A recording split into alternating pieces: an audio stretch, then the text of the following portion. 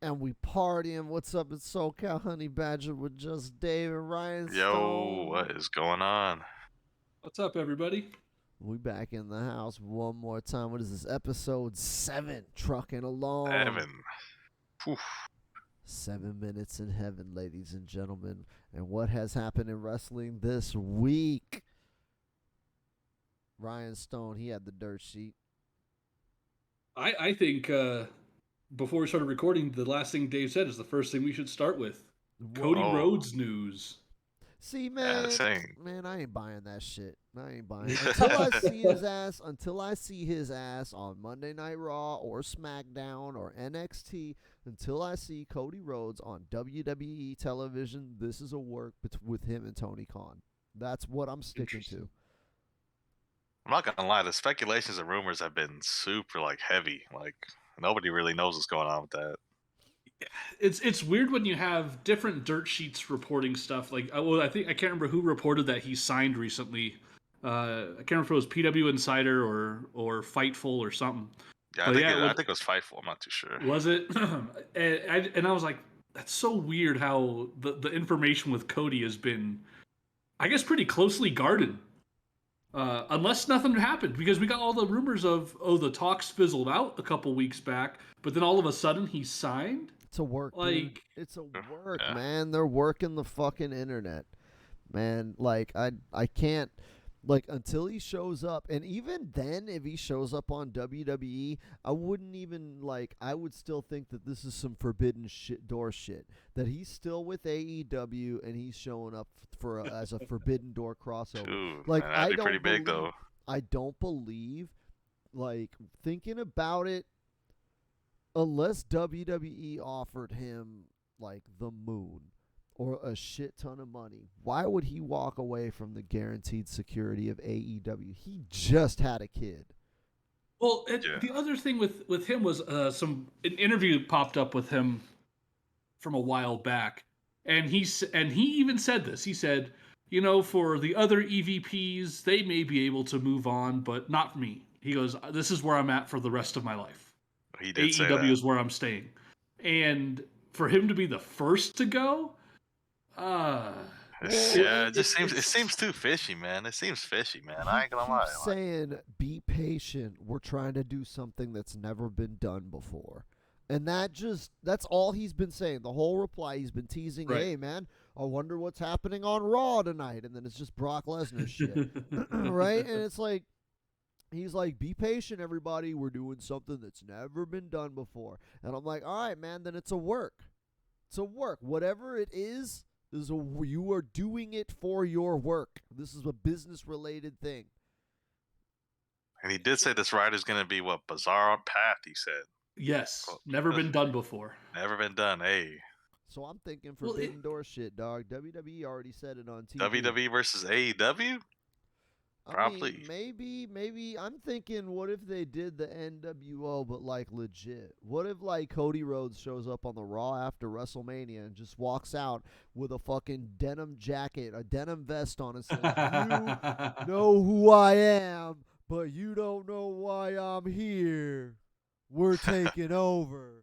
And they just did the end instead of remember, because the whole conceit about the NWO was them basically committing copyright fraud and Basically. having Razor Ramon and Diesel on WCW. The NWO wouldn't have worked if it wasn't Razor and Diesel. Nobody gave a shit about Hall and Nash back then. It was because Hall came out as Razor. But the thing is, nowadays, they could actually do that because WWE and WCW hated each other.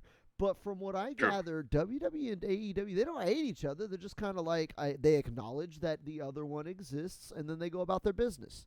So, since there's no outright hate, I can't see why they wouldn't work together.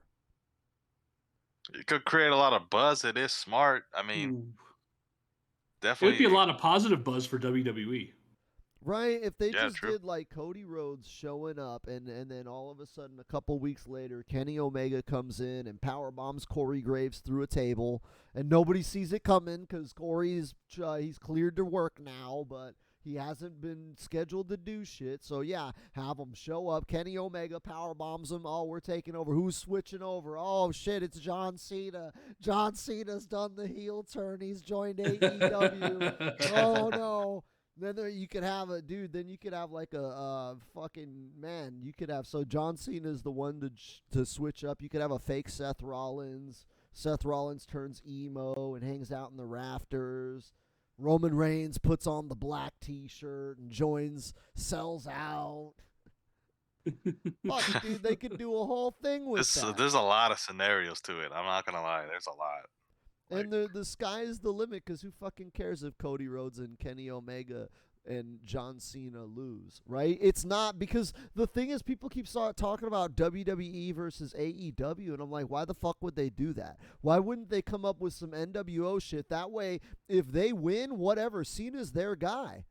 And if they lose, whatever, whoever was on Team WWE is their guys, right? And then AEW gets the rub no matter what.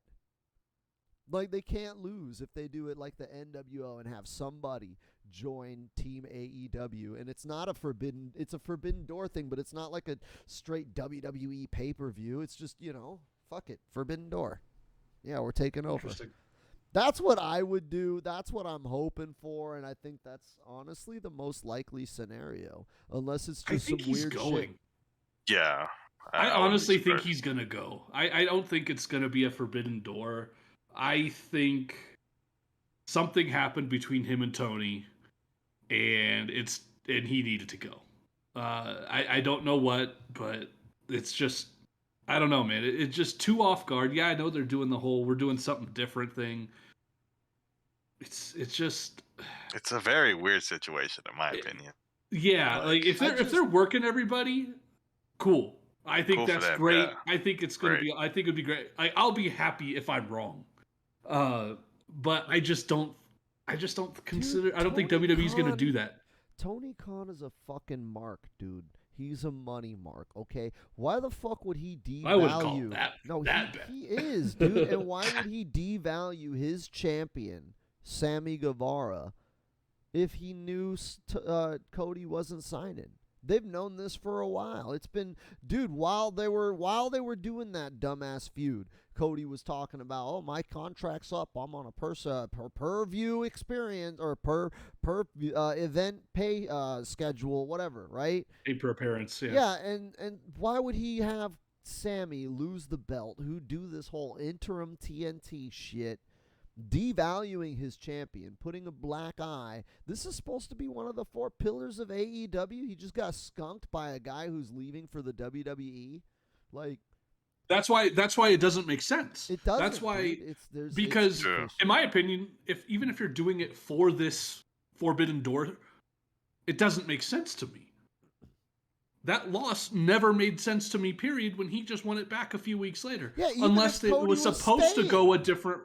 Even if Cody was staying, it might have gone a different path. That's what I'm saying. You might have had Cody dropping it to Sky. Even if Cody was staying, it still doesn't make sense. Like, why would you want Cody dropping it to Sky when you could just keep Sammy strong, right? That's what ruined his whole run. That loss made no sense. It made no sense, and it ruined the run, man. It ruined it. Like, it seemed like it was just there because, like, the TNT title switches hands on 10 wins, so... Like, Sammy's still going to get to 10 wins, but we're going to do this to throw you for a loop. And it's just like, nah, you just made Sammy look like the most bitch-ass champion.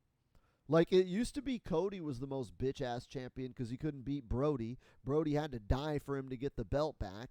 But it's all right because it's Cody, right? But, like, with Sammy, you just devalued one of the 4 pillars for nothing. Unless there's more to this Cody shit. Because AEW looks like a fool right now. They look like Cody fucking reverse Montreal screwjob them.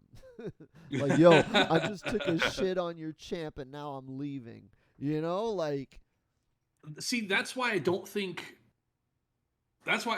he's leaving. I think the plan was for him to take it off of Sammy with Cody. But then the whole thing happened with Cody leaving because that match even got postponed because Cody got sick and then they had to postpone it a little bit. That's why I think he really is going because that loss made no sense. Yeah. and then for him just to win it back. That's why I truly think Cody is leaving. Yeah, I think the him getting COVID or whatever it is that made him not, because remember he was supposed to defend it. He And was exposed AEW to COVID, I thought. AEW likes to do that shit where they'll have the belt switch and then the next night switch back, right? They've done that. They did that shit with like Kenny Omega and Christian Cage, right? He beat the champ, Right. but then the champ ends up getting theirs in the end. So like I could see that. Okay, Sammy Guevara lost the belt because it was a New Year's Day event or whatever. We wanted to have a title switch for that day, but Sammy's gonna get it back a day later. But oh shit, Cody got COVID. All right, well, we still want Sammy to get the belt back, so we'll just get him the belt back here against Goldust and then have Sammy beat Cody again later. It fucks up our plans, sets it back a week, but whatever. We still end up with Sammy. But it's like, man, like, dog, they could have done that shit with if Britt Cody was Baker. leaving no matter what, that's why see, the loss makes no sense, period, but it makes less sense even more if Cody was not leaving. I'm just thinking if they had to have a title change because of the event, because it was Night of Champions. Like, I don't know. Britt Baker was already losing heat. Like the Lucha Brothers, oh no, isn't that the night Luchasaurus won the belts anyways? They already had a title change. They didn't need to. So even I don't remember when I can't remember when Lucha I think Jurassic it was Express the same won the night, belts. right? Wasn't that the big deal? It was 2 title changes? But I'm just thinking like that didn't need to be a title change. It could have just been a great match. Because Absolutely. Sammy needed a win over Cody more than Cody needed a win over Sammy anyways. Like Cody, unless they're trying to build Cody to be the main event, like, dude, Sammy's the guy they're trying to build to the main event. Like, you want him winning. So it's like, why would he lose? There's no reason for him to lose and lose the belt. And it was clean, right? It was 100% clean, actually. Pretty sure it was clean, yeah. Yeah, so they just made Sammy look like a chump for nothing with Cody leaving. I'm not buying it, dude. Tony Khan's... See, that's why I think he's leaving, because if he was staying, I don't think Sammy would have won the belt back. See, I don't see, like, Cody Rhodes, whatever it is that Vince is offering him, I don't see that. If he's leaving, I don't see him staying TNT champ as enough to satisfy him. Like, he's already been there and done that. What did you want to be, the 5-time TNT champ? You know, like... Well, I mean, they kind of booked themselves in a corner when Cody can't fight for the AEW World Title. No, that just gives him a reason to turn heel. That's all that was.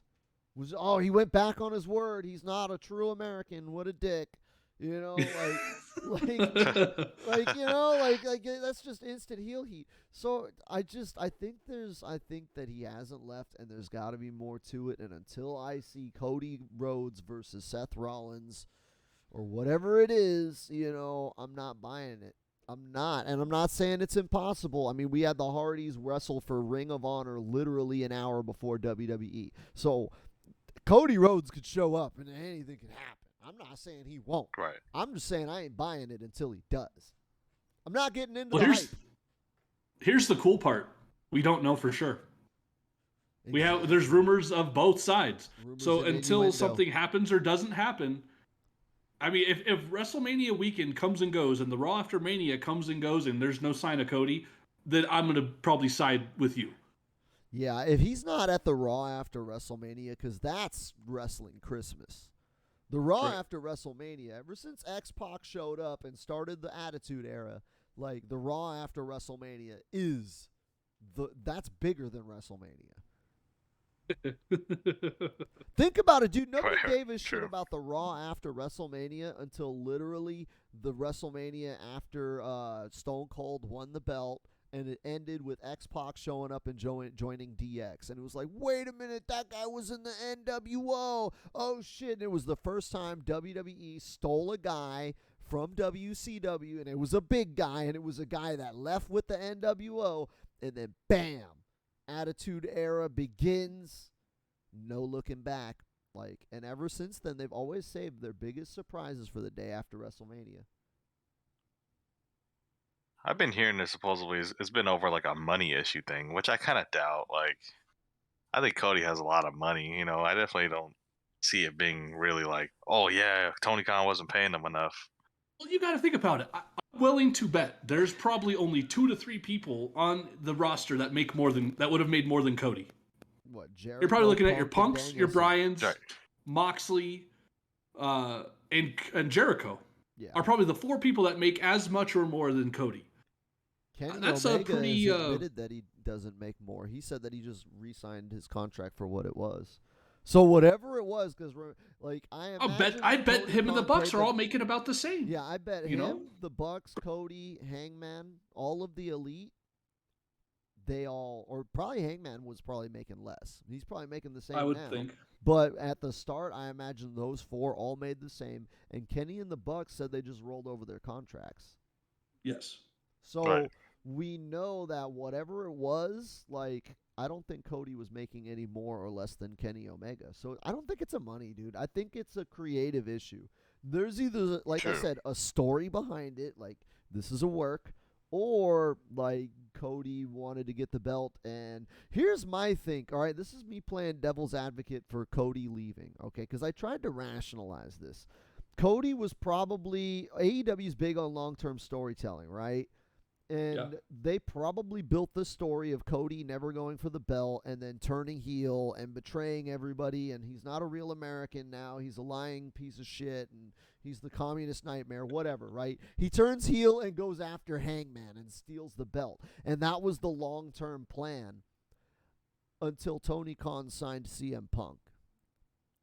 And now you see Tony Khan is a mark for CM Punk, dude. He even fucking paid extra money for AFI's song. You know he's paying double money for AFI and fucking Cult of Personality? Jesus, yeah. Yeah, true. Yeah, you're not true. getting that. Yeah, he's not doing that for the American Dragon. So, yeah, dude, I think the whole thing is we're going to ride the CM Punk nostalgia wave, then bam, he turns heel, takes the belt from the Hangman, and that's the big payoff for how much money I spent on CM Punk. But that is the story Cody was supposed to have, and it's like, wait a minute. That was my story. You're just going to give that to CM Punk? Well, yeah, it's CM Punk. All right, well, fuck you. I'm going to go to WWE then. That's my way of thinking that plays out. That's the only rational thought I could think of is Tony Khan betraying Cody Rhodes in some way, because I just can't see Cody Rhodes betraying Tony Khan. No offense, though. Look at what's been made available to Tony Khan since the start of AEW. Oh yeah, dude. Look at the roster he was forced to man. start with, and look at the people that have become available now. It's, I mean, the lot whole stacked, landscape super changed, stacked. right? I mean, nobody's taken Cody Rhodes over CM Punk.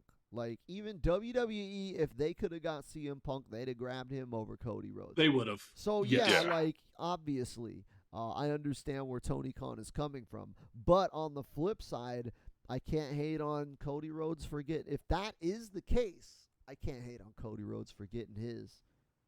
No. I hope he goes and makes a buttload of money if this is true. Yeah. That's the But, I only mean, thing, though. That's it, dude. Other than I doubt creative, he's going to... Right. I can't You're see him leaving leaving for money. AEW. I can't.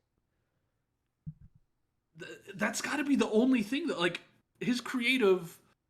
He's going to have much less control of his own creative. That's for sure. Like, Well, to me, Yeah. it has to be just money.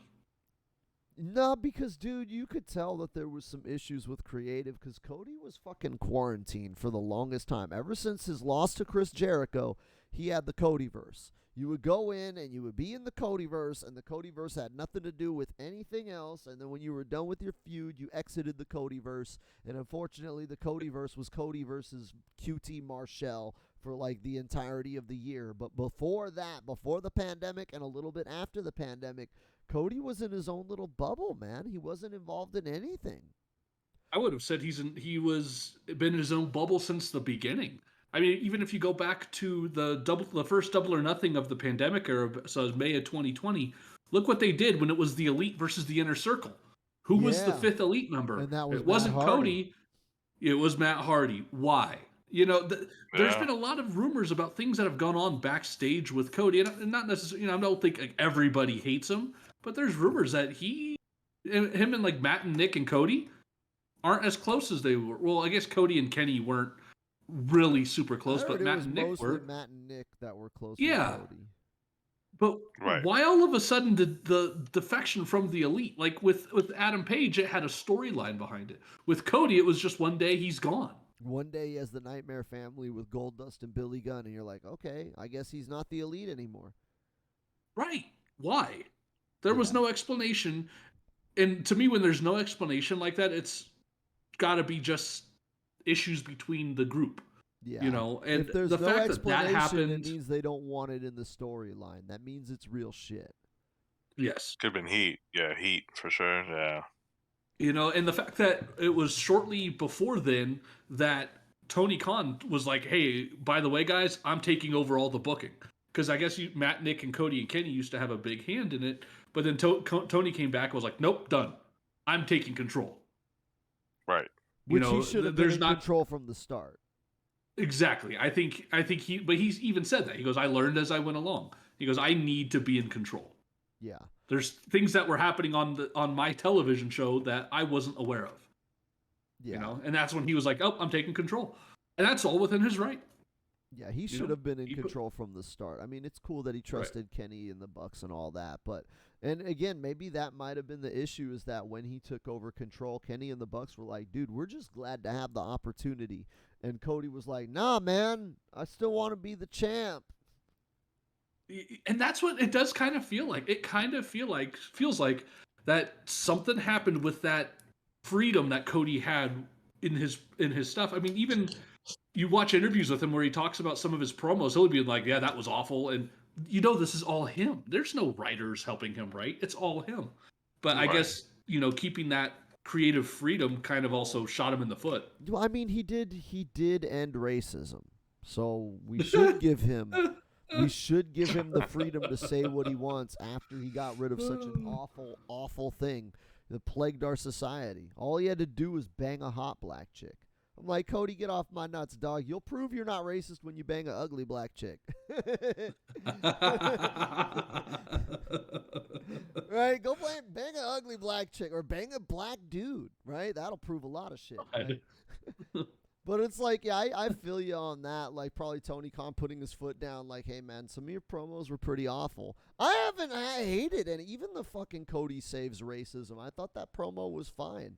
I thought it was, like, out of touch, but I thought it was cool because it kind of I saw it as satire, right? Because the whole political argument was that Anthony Ogogo was the evil foreigner. But, like, he never did anything evil. He was just foreign. Right. And I thought the whole story was Right. the satire on that. Like, we're going to make fun of this old school angle because it was stupid and racist and carny, and we're going to show people, we're going to expose it through the satire how stupid this old angle used to be. And I thought they were effective, that people were calling it out. Like, oh, Anthony Ogogo didn't do anything wrong. He's just British. And I was like, oh, wow, this is pretty effective. This is some 4D fucking angle, right? Because I saw it as satire from the start. And then when I found out, I was like, no, it's not satire. Yeah, man, they really just wanted people to boo Anthony Ogogo. And I was like, what? But, like, Cody went over. Like, clearly they're building to another match, right? And then it's been like 6 months and we still haven't seen Anthony Ogogo. And I'm starting to think I'm a little wrong here. Well, he was hurt. He just recently came back. Oh, Yeah. okay. But they didn't even try to, like, build nothing. It was like Cody won, and, like, he's the American hero, even though he was an asshole the whole time. And I was like, yeah, I'm starting to think this wasn't satire. I'm starting to think that shit was serious. And here I was giving Cody props for saving racism. I was like, damn, this is some good-ass satire. Like, Cody's fucking really playing some 4D chess. Nah, man, he's not as smart as I gave him credit for. I was like, fuck, man. Like, because I know the art of Let me ask you guys a wrestling, question. you know? Go for it. Let me ask you guys a question. Do you guys think that it was Cody's responsibility to put a character into Anthony Ogogo or no? Nah. I think it was Cody's responsibility to get Anthony Ogogo over.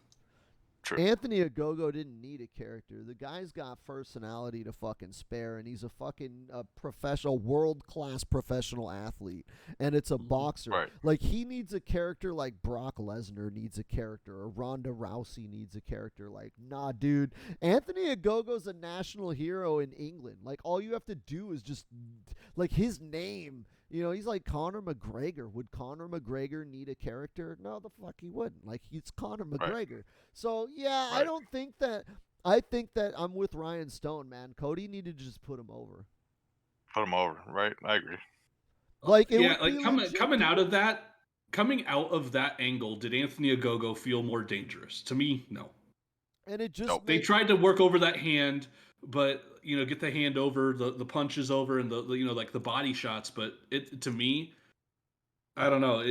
It made him look bad because he's a world championship level boxer, and Cody is Yeah. not a world championship level wrestler. Like, Cody's never won the AEW title, so we're just sticking with AEW canon. He never won the world belt there. In fact, he lost. Whereas Anthony Ogogo could legit win a world championship in boxing, like, whenever the fuck he wants. So, like, just the logic of, if these two people got into a legit fight, I don't care what the sport is, if Anthony Ogogo is allowed to punch, he will win. Because he is that Right. much better at punching than Cody is at whatever the fuck Cody does. Right. And I'm pretty sure the part that Cody, like when he talks about promos that he hates, I think he hates everything about that angle with Ogogo. I just can't, like, I can't see why Ogogo wouldn't have gone over. Like, now that it's months past, like, I thought that they were trying to build to something. At first, I was cutting them slack. I was like, dude, the story, the wins and losses don't matter until the angle is over. And that's the old phrase, right? Road Dogg said wins and losses don't matter, and Kenny Omega and Tony Khan have said wins and losses do matter, and that's the whole argument now. And I think that wins and losses don't matter until the angle is over. They do matter when we're building to a payoff, and then when the payoff Yes. ends, right? When Cody Rhodes and Anthony Ogogo finally ends, and they have the cage match, and it's a bloodbath, no one's gonna remember what the score was. Okay, nobody remembers how many times the Inner Circle beat, the Pinnacle. All we remember is that when it was all said and done, Chris Jericho went through all the trials, and then he beat MJF, and it was over. So, like, Yep. I was cutting that angle slack because I was like, wait till this pans out, man. Let's see where they go. Let's see what they do. Yeah, Anthony Ogogo should have won if that was the end. Yeah, definitely. But Yeah. I thought it wasn't the end. And 6 months later, they haven't done shit with it. You know what though? If Anthony got hurt, that makes sense why. Yeah, I guess in the sense that, like, that whole feud, outside of Ogogo, that feud was getting go-away heat. People were not Yeah, true. buying Marshall as, like, leading his own faction. They still aren't. So Still. here's what's crazy. If you look at the matches, I just pulled up Anthony Ogogo's matches. He wrestled Cody at Double or Nothing from 2021, and that was on May 30th. His next match was on Dynamite, where him and QT Marshall defeated Cody Rhodes and Lee Johnson. Anthony Ogogo didn't have another match until December 1st. Maybe it was just Wow. that they saw how green he was, and they were like, yeah, dude, if we can't put him with Cody every night, and that's going to get old, like, what do Well, we, I also you think he also got hurt. There was an injury that happened to him that I remember. I can't remember exactly what it was, but I know he got hurt for a while. And it looks like for almost 6 months, the guy was gone. You Wow. know, and I then, did hear about an injury though, for sure. but it would have been weird to have him just restart his feud with Cody, out of nowhere. I think at that point they were like, "Hey, we cooled we weren't down. feeling that one. Yeah, just We let weren't it go." feeling that one. Let's let it go." Yeah. Yeah, And since then, he's won every match. He's been wrestling since December 3rd. Yeah, he had matches 4 in December, a couple in January, one in February, one in March so far. yeah. Well, I mean, they're keeping him on, Dark and Elevation and all that. So far, yes. You know who I want? Okay, so this is the one topic, and I was listening to Conan's podcast, and they kind of talked about this last night. And you know what? I want to get your opinions on this. A lot of people are saying that CM Punk's a letdown. And I was listening to that podcast, and you know what? I kind of agree with Conan that CM Punk, like, first of all, I've never been big on CM Punk. I like him. Okay, I think he's cool. Same here. I'll be honest. I think he's great when his matches come on. Like, at first, I'm like, all right, CM Punk, whatever. Like, I think that he's overrated, and then I see him work, and I'm reminded, dude, he's not overrated. He is that good. Like, you just saw, every match he's been in has been excellent. But, like, I'm not a huge CM Punk fan. Like, I'm not getting X's tattooed, and I don't even think he was the best of the era when he was at his best. Like, he's good. Yeah, but that was also a period of your non-wrestling fandom. That was during a period where you weren't watching at all. No, I'm like, I know you paid attention here and there. No, his best was before WWE. His best was, was blowing it up in Ring of Honor, and at that time, I think, honestly, he was getting the rub from Raven in that feud, and the people that were tearing it up in that era, AJ Styles, Christopher Daniels, Bryan Danielson, and Samoa Joe, are miles ahead of CM Punk in all eras. In all eras that those names have been wrestling at the same time, all four of those people are miles ahead of CM Punk at all times. So y'all got silent. Agree with you. Y'all got silent. Man, it's a heavy decision, man. Y'all got silent. I mean, I'll let Dave go first. I think AJ. Me personally, I always like AJ Styles more than CM Punk, in my opinion, because I've just been a fan of AJ since the TNA days. So I definitely think he's just, in my opinion, like, I definitely agree with Badger saying, like, he's better than CM Punk overall, in my opinion. Agreed. Well, I mean, maybe not as good on the mic. I'll say this, not as good on the mic though. I would probably say that. I'll give you that. See, that's the thing is when you take just in ring work, Punk is very good. Is he great? No, he's no Bryan Danielson. I think, like you said, Samoa Joe, AJ Styles, those guys both, I think, are better in the ring than CM Punk. Where I think he differs from some of those guys is his personality, his promos are not even a little bit, a lot better than those guys. Say that. I think Samoa Joe and Bryan Danielson can cut just as good of a promo and get just as much heat as CM Punk. Okay. I think Samoa Joe specifically, if he wasn't fat, is probably like he's up there with Bryan Danielson as like one of the greatest total package performers like this quasi sport has ever seen. I'm going to be honest. I think if Samoa Joe was just in shape, if he just wasn't fat, that's not a regular guy. That's not Samoa Joe. I don't think that's. But if you just took, I don't think he would have done what he did. I think the fact that he doesn't look the same as everybody else is why people took notice of him. No, because if that dude had a body, you put that promo on a fucking body. Dude, if you took Samoa Joe's promos and made him tall and buff, you basically have like Triple H or Kevin Nash, except a way better wrestler. I disagree. I don't think he would have had near the opportunities if he just looked cookie cutter like everybody else. And I mean, cookie cutter isn't just like an in shape dude. Samoa Joe always brought something different, but I don't think that he's someone that if he was just in shape, he would have had a better career. WWE might have taken a peek at him a lot sooner, but just look at, he was world champ everywhere else he went besides WWE. Even NXT, he was the NXT champion. He just wasn't a Vince McMahon guy. And yeah, maybe if he had the body, he would have been. See, I don't think people given too much of a shit about him because not because he would have looked like everybody else. Vince McMahon would have put the belt on him if he didn't get hurt. Vince McMahon got an old Samoa Joe, but Vince McMahon would have put a belt on that man if he didn't get hurt so much. If he had gotten Samoa Joe after Great Balls of Fire, even Vince McMahon was like, fuck, I can't believe I ignored you for all of these years. Like, even Vince McMahon was like, yo, what the fuck do we have here? And Samoa Joe, Great Balls of Fire, his program with Brock Lesnar, everybody was super impressed. And I'm like, dude, that's just what Samoa Joe does, man. That's the shit he did in the X Division. Literally the same promos, literally the same match. Like, Dude, Samoa Joe has been the same fucking guy all this fucking time. He has never changed his package. It's just now, finally, since he did his thing with Brock Lesnar, people recognized it. And I'm like, yo, man, Samoa Joe has had it. It's just because he was fat, nobody looked at him. But when they were forced to look at him, they saw what he had. If he were in shape, they would have been forced to look sooner. And I don't think we would have had the Samoa Joe you got. I don't think you would have had the indie run of Samoa Joe, the Japanese run of Samoa Joe.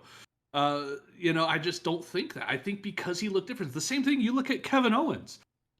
If Kevin Owens was in shape, I don't know if WWE would hire him. But he looks different. He acts Kevin Owens, different. I could agree, but I think Samoa Joe, you know what? But I'll say this about Joe, and I'll tie this back into your question about CM Punk. You said it. Vince got an old Samoa Joe. He did. Great Balls of Fire was the point where you needed to put that strap on Samoa Joe. He is not long for our wrestling world in terms of in-ring competition. He's done so much, been everywhere. He really hasn't had years off like Bryan and Punk did that kind of rejuvenated their bodies. He's kind of I bet he's a bit broken down right now. Yeah, he's about as hurt as Kenny Omega and AJ. Maybe, but that's the thing. I think that was when you needed to take that and put the rocket on Samoa Joe because you had a limited amount of time with the guy. And this is where CM Punk comes in.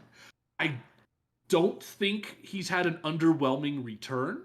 I have loved every return. And I agree with you. His in-ring, he's not the best in the world. He's not. Bryan Danielson outshines him every day of the week. Oh, but you got something else in Punk. And AJ. And AJ. I'm just going in the company that he's in. Yeah. But you got Punk who's coming in now. He's what, 46? Yeah, right? Something like that. He's in his mid-40s. He's not long for our in-ring world either. You need to pull the trigger on this guy if you've got a plan. Don't try and get your young guys in. They got plenty of time. Your MJF's got plenty of time. You can have Punk win the title and then MJF take it off of him, but I think you need to do something with Punk right now or you're not going to get it at all. And he'll just be like a Dustin Rhodes-esque character. Well, not trying to shit on Dustin. Dustin is fantastic, and I think he's wrestling some of the best matches ever right now for him. Yeah. His match with Cody at the first Double or Nothing was his first ever 5-star. That match was brilliant. But I think that's what you're going to get. You're going to get a Matt Hardy type where they're not there to be the star of the show. They're just there to be kids. They're there to get the kids better. And I think Punk's going to get there. But you've got a little bit of time where you can capitalize off this mainstream star. He's not just a wrestling star. People know CM Punk out of wrestling bubbles. You've got a chance to do something with him. He's probably the only crossover star they've ever had at AEW. It's what they were trying to get. Yeah, Jericho's there first. Yeah, I forgot. I was like, but Punk is number 2. But Punk is number 2. You got a finite time with him, and I think they're gonna pull the trigger and make a little bit more impact with him. Dude, do you pull the trigger on Punk or do you pull the trigger on Keith Lee, Swerve, Adam Cole? Like, here's the argument. All guys that are 10 years younger than CM Punk. We'll see, but here's the argument. They've got time that I was agreeing with, right? The whole thing, the reason why CM Punk's run is a letdown is because nobody wanted to see CM Punk against the mid-card. Like, when CM Punk showed up, they did it right with Danielson. He showed up, fought Kenny Omega to a draw. All right, there's still unfinished business, but we're on to other things. And then he fought Minoru Suzuki, a Japanese legend. And then he fought for the title. It was like they did it right with Bryan Danielson. With CM Punk, it's like they've started him with Darby. Okay, a up-and-comer. All right. Has he been anywhere near any of the big stars? He hasn't been anywhere near Cody Rhodes. Hasn't been anywhere near Bryan, Omega, the title, fucking Miro. Like, dude, nobody wants to watch CM Punk fight Daniel Garcia and Powerhouse Hives. Like, nobody wants that. I would love to see them fight. I love to see him fight Daniel Garcia and Powerhouse. I mean, I thought they were good matches, but they weren't the matches people were salivating over. Oh, wow, you got CM Punk? Sweet, right. You know, like nobody. Yeah, but look at who he did get Dark? Though. No, but I mean, he also got Bobby Fish, Eddie Kingston, And then lately, I mean, what, for 3 months he feuded with MJF. So Yeah. that was his whole thing. He came in, just think about it. He came in August between his debut and his feud, which was in December. So he had 4 months. He did about 8 matches between his show up and then his feud with MJF. But you got him in there with guys like Powerhouse Hobbs. But also, you also had to look at, well, who else came in? I think if Bryan and Cole hadn't showed up, it would have been a different scenario for CM Punk. But you got Bryan, you got Adam Cole, and CM Punk all debuted on the very same show. Yeah, but see, they got it right with they got it right with Bryan Danielson, and I feel like Adam Cole cooling off is more to do with Adam Cole's performance than the way they've booked him. Because they booked Adam Cole as unbeaten. His first loss is to the fucking champ, right? So they've done what they could. Adam Cole just hasn't delivered. Oh, I don't think they're going to cool him off. I just think, hey, it's time for the champ to move on. Just because he didn't win the title doesn't mean he's not going to be equally as important. Again, I'm betting on these trios tag titles. They are throwing so much shit. And I think this is where Cole's going to really shine, is the trios division. Well, but I'm not saying that the AEW has cooled off on Adam Cole. I'm saying the fans have cooled off on Adam Cole. I think AEW has done whatever they could to make Adam Cole a star, and the fans not taking to him, that's Adam Cole's fault. Right. But I think they have taken to him. He gets a loud boom every show. If they didn't give a shit, they wouldn't say boom. Yeah, well, but what I'm saying is, like, with Adam Cole and Bryan Danielson, I feel like they did everything right, and with CM Punk, they dropped the ball. Because, like, CM Punk should have had CM. Well, yeah, I think they didn't want to start him off kind of hot, though, in my opinion. Like, nah, I think they just took too long. They didn't take a shit. Now they got to get off the pot. It should have been CM Punk getting the fucking draw with Kenny Omega. No, that had to be Bryan. It had to be Bryan because, yes, CM Punk calls himself the best in the world. But what does everybody else say? It was always Kenny Omega, and now then it became Bryan Danielson. You had to get that match out of the way. You knew that Kenny was going to be gone for a long time. Imagine if they didn't get it. Imagine if we didn't get that match, and Kenny's out for a year too. You know, that's where... I think that's why they rushed that match. Plus, they had to sell 20,000 tickets. And that was the match everyone wanted. Not saying that Dynamite Grand Slam wouldn't have sold out if it was Punk and Kenny. It probably would have. But I think Bryan and Kenny would have been the match that everyone wanted to see more. I wanted to see Bryan and Kenny over Punk. Punk's great, but I wanted to see Bryan wrestle more. Well, yeah, everybody. Because, again, that's the whole point, is that CM Punk's return has been underwhelming because, like, he came back. I loved every match. You got to compare. He's stepping into Bryan's shoes, right? Bryan came back from just as long and just as bad of or actually worse. Bryan was forced to retire. So, like, the fact that Bryan came back from just as big of a hiatus, if not worse, because he didn't even think he was going to come back, right? And come back. And, dude, Bryan is just as good, if not better, now than he ever was. Like, Bryan's the best he's ever been. He is so good now. Like, yo, man, Punk is not following in those shoe steps, right? Punk's comeback is going to be compared to Bryan's no matter what. And Punk's comeback just hasn't really delivered, man. And Bryan didn't get thrust into the title scene right away. What did he feud with fucking Sami Zayn and Kevin Owens when he came back? Yeah. Mid-carders, right? You could make the argument that Kevin Owens is probably more of a main event, but at the time, they were firmly in the United States title division, okay? Bryan came back, feuded with mid-cards, had one of the best matches at WrestleMania. CM Punk feuds with a mid-card, has a good match with Darby, but that wasn't match of the night. That wasn't match of the night. You know what I can't see, though? This is just a theory, but here's what I can see. I can see, you know, later down the road, Punk does get the belt, but he turns heel. And then I could see a returning Kenny Omega and him pretty much having a match later. That'd be very good. This brings up a thought. You know how whenever they say, okay, how come Jake the Snake never got the belt? Well, he didn't need it. How come Scott Hall never got the belt? He didn't need it. I think CM Punk needs the belt. I think he's not over without a belt. They said he's going for it. I said on Dynamite he's going for the belt. Dude. Yeah, after his match he did the whole belt taunt. I think CM Punk is one of those guys that like he's not over without a belt. I feel that way about like a lot of wrestlers that I think that get considered overrated, like John Cena without the belt. You know, CM Punk without the belt. It's like, man, all of CM Punk, when they say his best, dude, even his best pre-WWE run, the Summer of Punk, what was it? Him stealing the belt? And his best run in WWE was him with the belt. He needs the belt, dude. CM Even Punk is the opposite of Scott Hall. He needs a belt. Yeah, but you know what? So I'm looking at Bryan Danielson's matches. And I think the reason you think that his matches were different were because, and you were calling the people out, you go, oh, well, he wrestled, you know, Kenny Omega, Minoru Suzuki. But here's the other names he's wrestled. Bobby Fish, Aaron Solo, Anthony Bowens, Evil Uno, Colt Cabana, Alan Angels, John Silver. Yeah, but all Lee of Moriarty, those Daniel Garcia. It's all the same people that he wrestled. But those that were Punk in was wrestling. service of the big I'm not gonna lie, feuds, Brian man. has had a lot of matches since he's came to AEW. Yeah, but the thing with I think this is where people are. This is where I disagree. If you want to compare Brian to Punk, you're comparing a potential best wrestler of all time.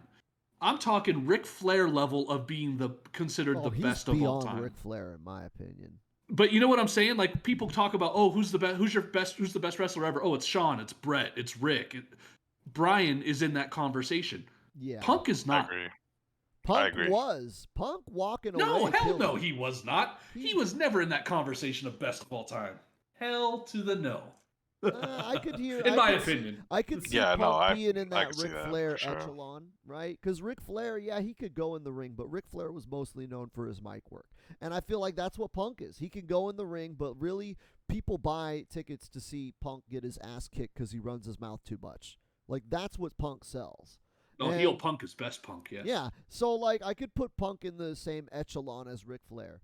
Is he in the same echelon as Bryan Danielson? No.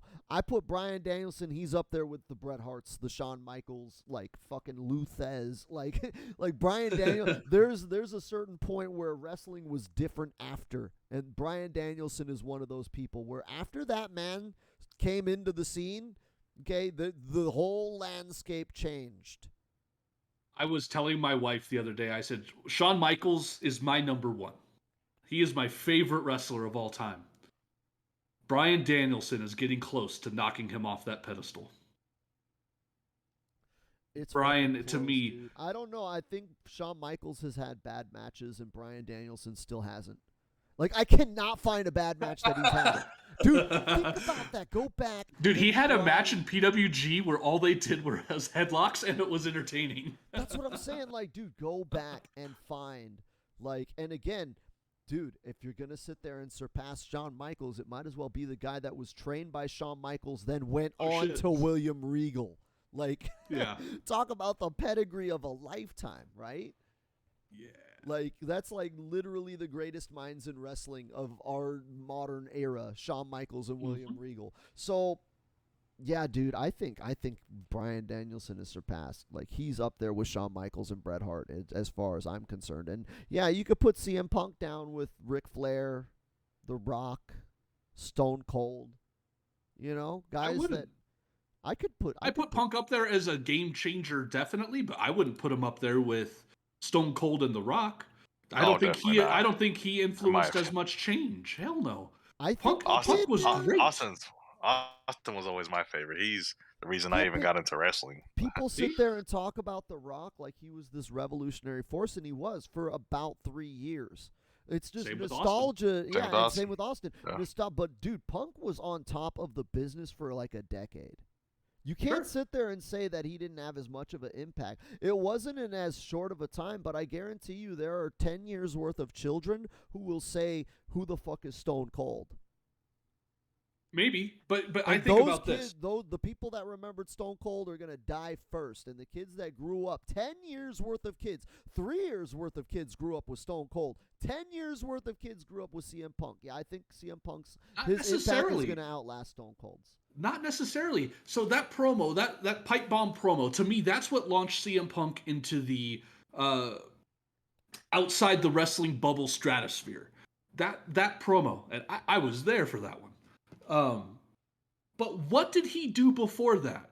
His world title run before that was dog shit. His run in WWE basically prior wasn't that good. Outside of Straight Edge Society, that was golden. But he wasn't getting world title runs. He wasn't changing the business. No, the pipe bomb broke him out. That's for damn sure. I would even and that run he did after that was. But what's that? I would even say that he wasn't good since ECW. I think he peaked at ECW, and his best match was John Morrison. And then after that, his match with John Cena, where he won the title, had more emotion behind it than anything else that guy did outside of that match with The Undertaker. Yeah, but that was post WrestleMania. I'm saying that was post pipe bomb. If we're talking but that about match he did with pipe bomb, I would say that he was good in ECW, and then he was kind of mediocre until the pipe bomb. He peaked in ECW until the pipe bomb. Exactly. And then what did he do after the pipe bomb? He had 18 months before he left the company? Let's see, that was summer of 2011. I guess he was about 3 years because he left right after Rumble of 2014. So he had about 3 years. But what did he do? He had that year-long run with the title, and they tried to hot potato that thing right before that. Look, he won the title off Cena.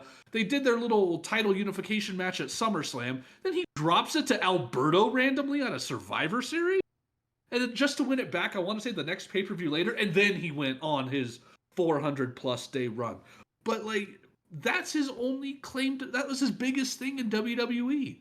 After he was out of the title picture, he did the match with Taker at WrestleMania. He got to defend the title against Jericho, not main event. And I know a lot of this was because the guys behind WWE didn't have that much. I'm sure they had confidence in the guy, but he wasn't the guy they wanted to be running the show. I mean, but you also had Punk. But you also had Cena and The Rock headlining that WrestleMania with he wrestled Jericho for the title. I mean, two of the biggest stars of all time and the biggest star of all time in the world. I mean, The Rock, of course The Rock should main event. He's a bigger star than anybody else on the planet. But Punk he's great. He's just not. Yeah, personally, he's just great.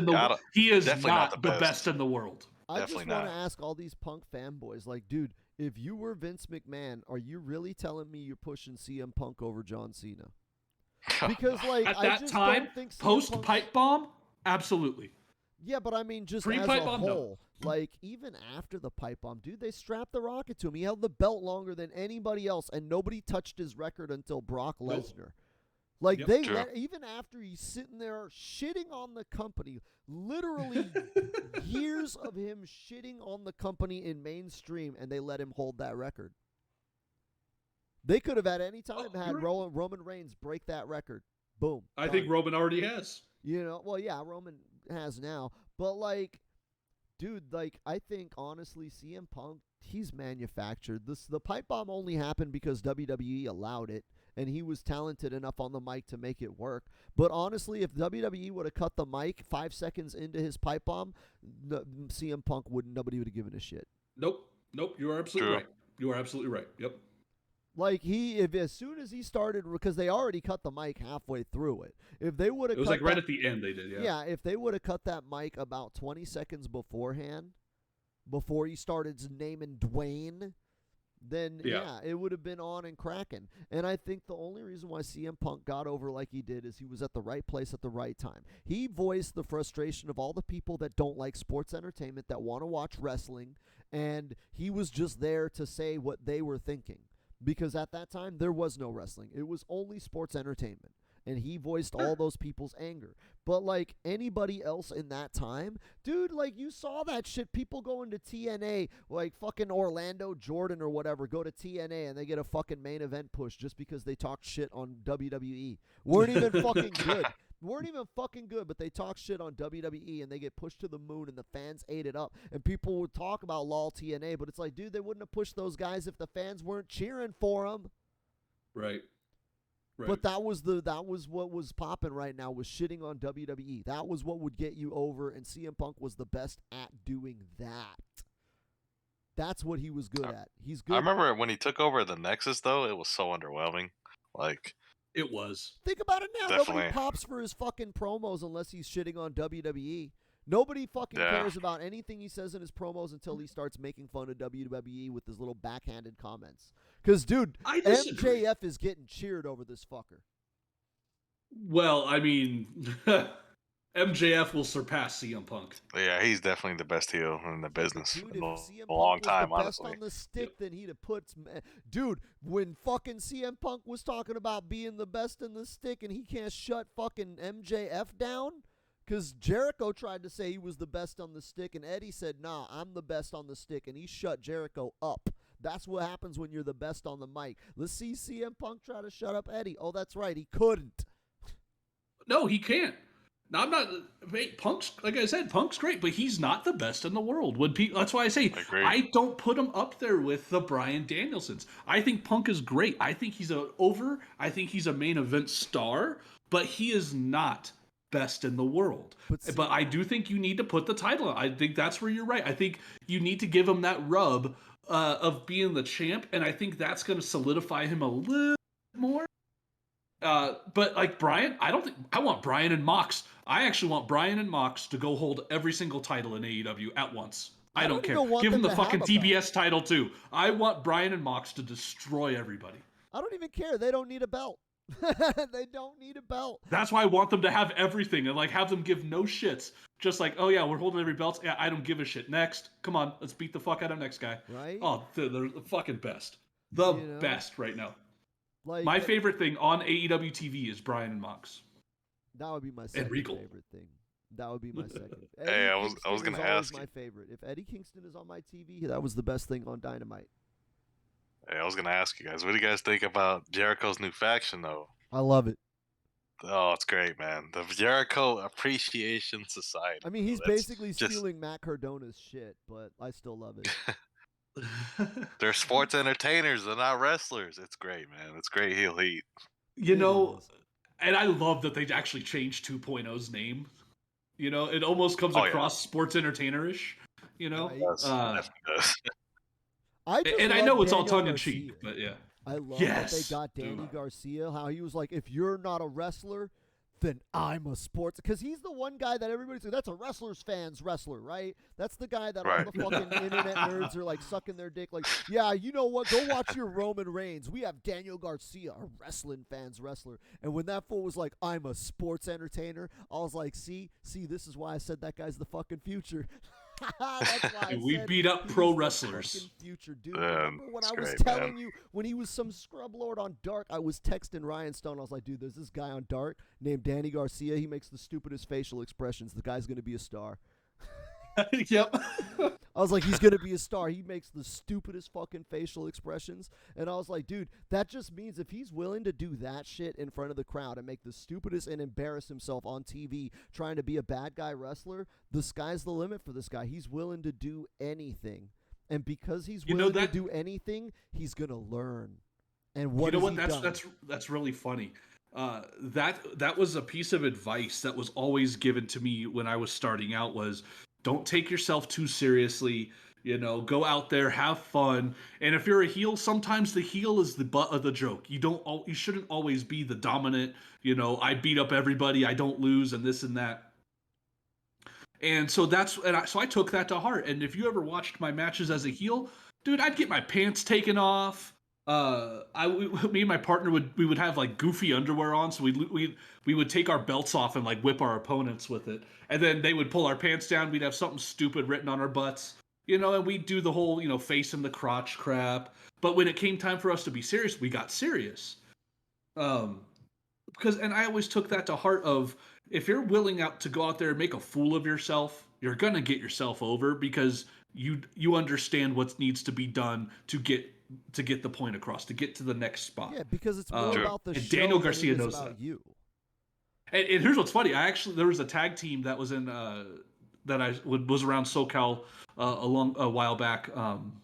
I should say a while back. This was like 10, 12 years ago now. And they were these two guys, big dudes.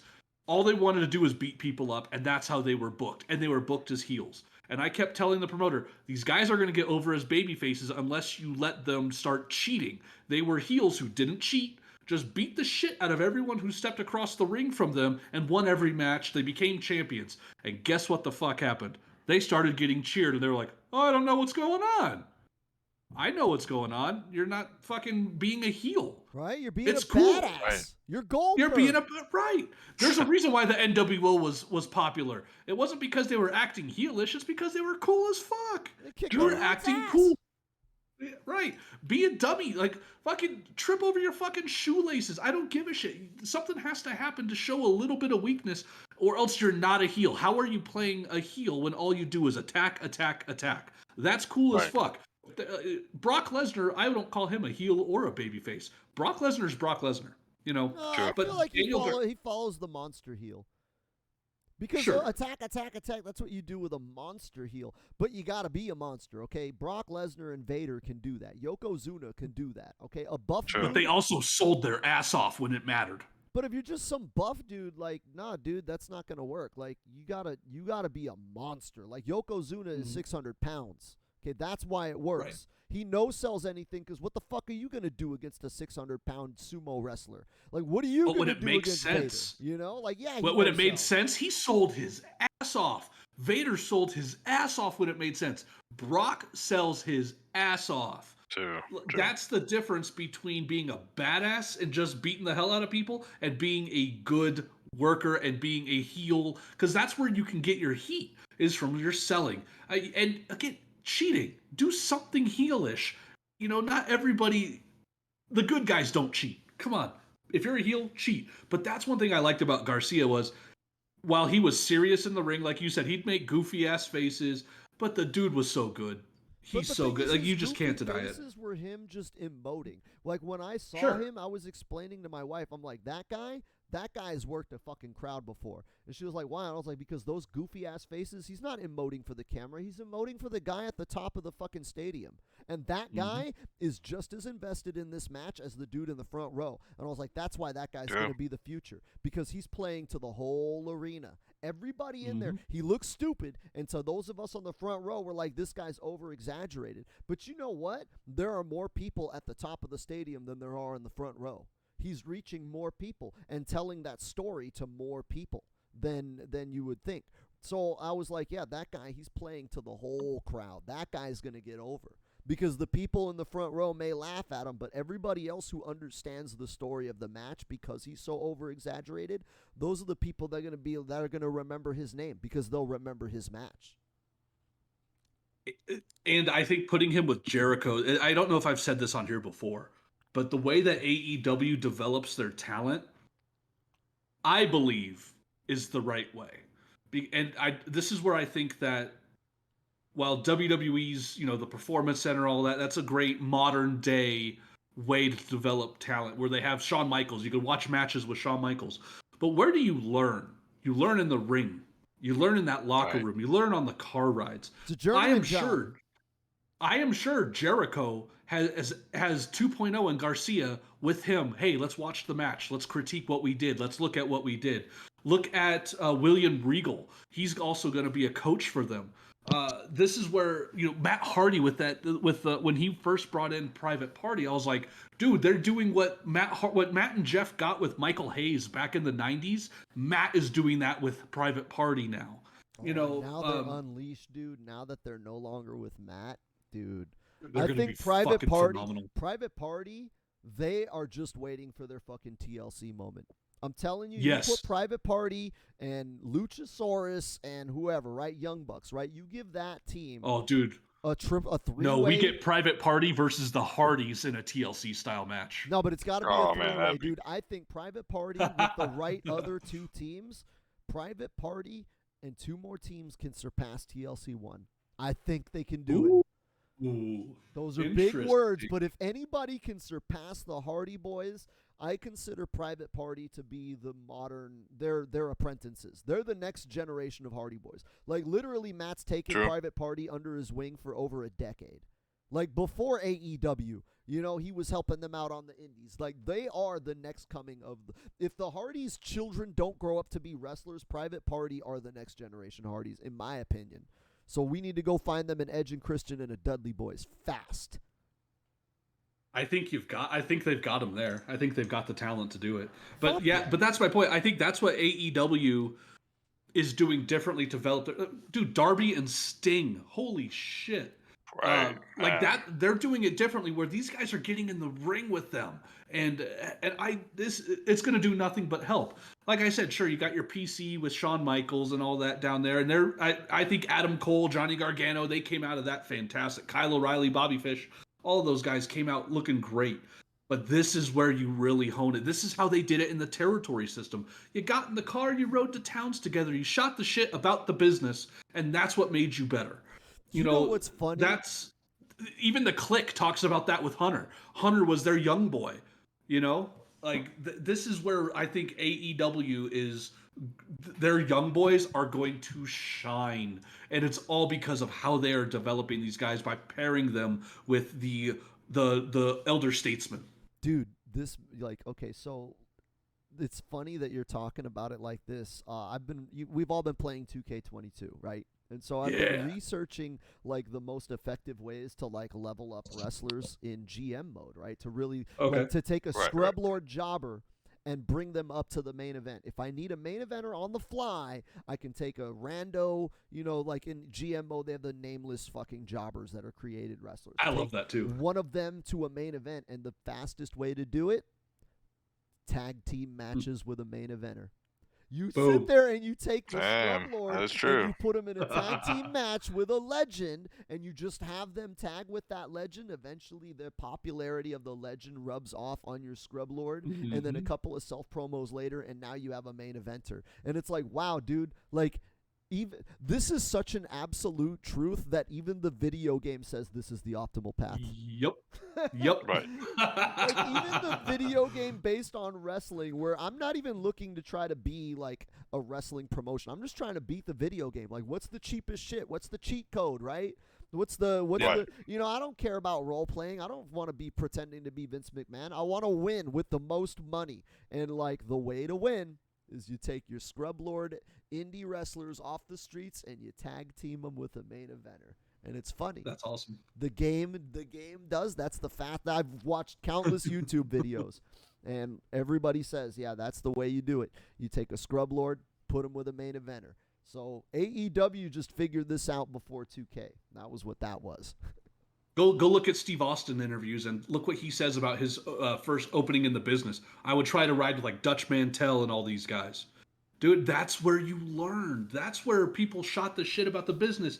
Yeah, they could watch your match and critique it and break it down for you, but man, and you're not going to learn all the whys and the hows from a performance center. But imagine you had Adam Cole, Johnny Gargano sitting in a car with Shawn Michaels, riding from house show to house show, Raw to Raw, and just shooting the shit about the business for 3 to 4 hours a night after the shows, talking about their matches, talking about what they could do, basically booking the territory.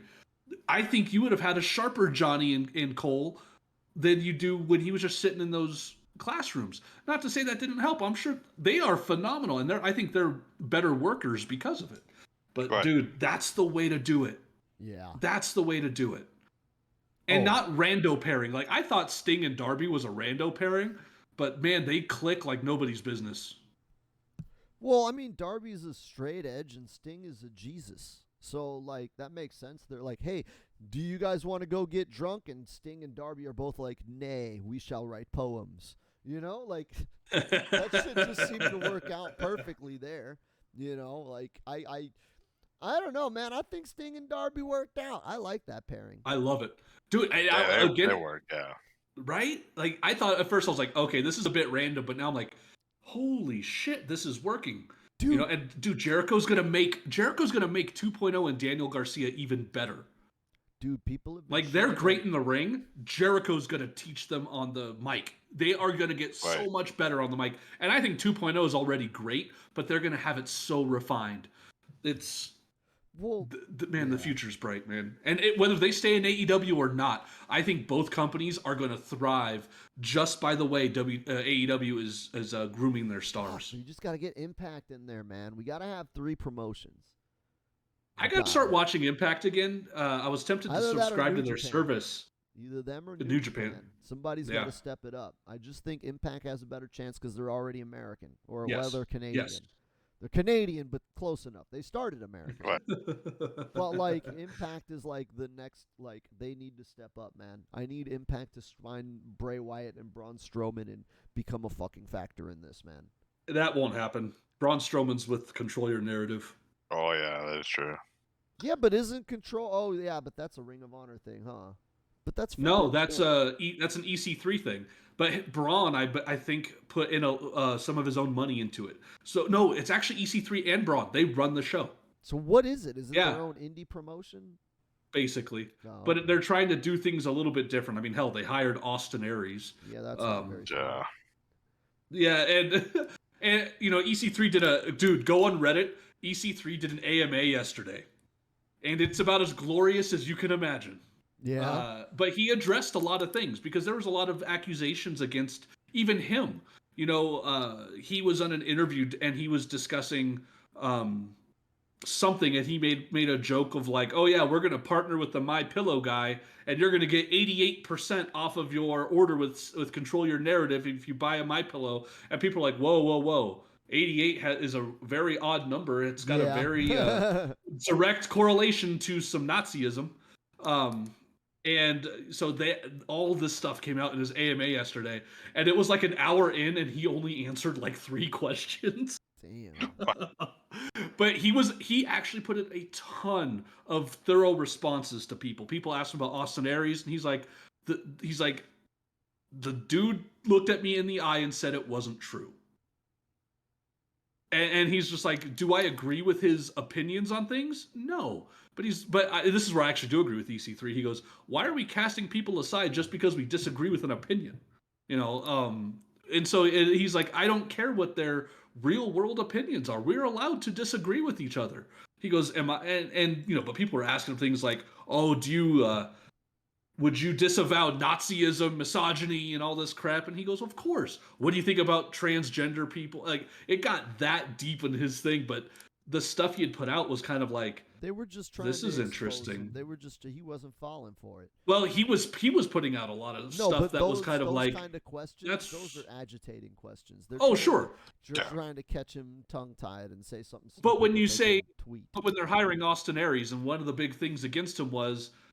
He made some chick in a locker room kiss his balls because he felt she shouldn't have been in that locker room. I'm like,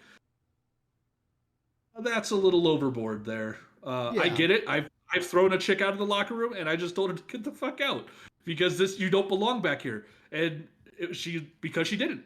Plenty of women have been in the locker room, but because they belonged there, they were on the show, part of the show, a manager, a wrestler, something of that. When you're just somebody's sister, get the fuck out. I don't give a shit. And then the thing he did with Christy Hemme when she screwed up the ring announcement. So he corners her and stands on the middle rope and does the Austin double fist in the air. Well, his junk is right in her face. Yeah, I saw that. And I'm like, oh, dude, he did it on fucking television. And we've talked about Austin Aries. He's a total asshole to begin with. We've covered him. Yeah, right. You know, like that's why people are like, why are you hiring a known asshole? Like, this dude just gets negative press everywhere he goes. You would just think you wouldn't want that type of negativity on your product, you know? Yeah, but on the other hand, maybe EC3 thinks himself DDP. Like, yo, this is the redemption story. We're going to fix him. We're going to change him and give him a second chance. I could see that, like EC3 saying, yo, man, I'm just trying to help this man clear his name. You know, his name and build a better life for himself. Hey, cool. And, you know, I'm all for second chances. I'm all for people learning, you know. MVP has a great TED Talk on When Am I No Longer a Criminal? It's fantastic to listen to. I get it. I'm all good with that. It's just odd. And that's what people were kind of clamoring on. Like, the stuff you've put out and the people you're kind of bringing around are a little bit peculiar. And they wanted answers. But yeah, go read it. If you really want to see it. And I think his answers were very well thought out, very thorough, and very eloquent. I like EC3. But check out his AMA from yesterday. It was, oh man. Definitely. It was an all-timer. Link it was it in an the all-timer. DM it to me. But we are out of time here. We're at almost an hour and 20 minutes again. Woo. But I'm not complaining. We always have Not amazing complaining either. conversations, and I always enjoy having you guys over. But we should wrap it up with some social media shout-outs, gentlemen. Hey, if you guys want to follow me on Twitter, it's JustXDave, as always. You guys can find me on Twitter at RyanStoneSD. And this is it's kind of all of our channel, but I'm SoCal Honey Badger, and you can find me on YouTube and Twitch under that same name, all one word. Or you can find me on Twitter at SoCal Honey Bad G1, Badge 1, because I couldn't fit the whole thing. But either way, thank you all for hanging out, and I will see y'all on the next episode. See ya. Later.